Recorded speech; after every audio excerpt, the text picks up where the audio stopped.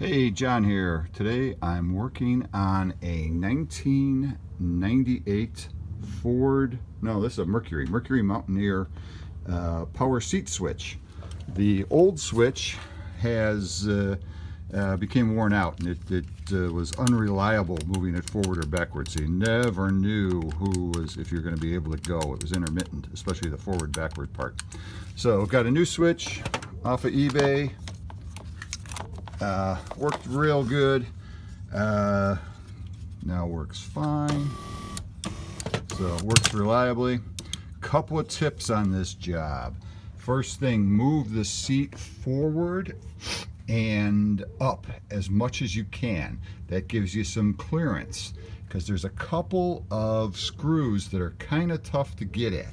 There's one at the back here, which screws into right here. And then there are two that were right here, and I just kind of got those by twisting this piece of plastic out of the way, and I was able to get it at them from the top. And then there's this guy here, which the only way you're going to get it is with a stubby at the bottom.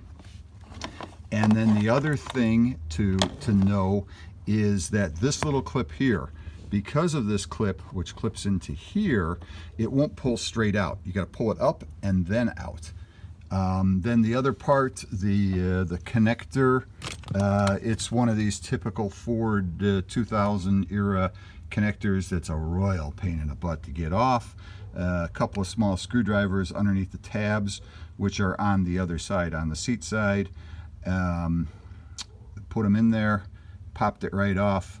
The other thing is to watch out for is when you're pulling the old one out, it's a little tough to get it through this little hole, but you just got to do a little twisting and stuff. Putting it back together, I expect, is going to be straightforward, but other than that, there's some tips for doing the power seat switch on a 1998 Mercury Mountaineer. We'll imagine it's the same for an Explorer and for a Ranger.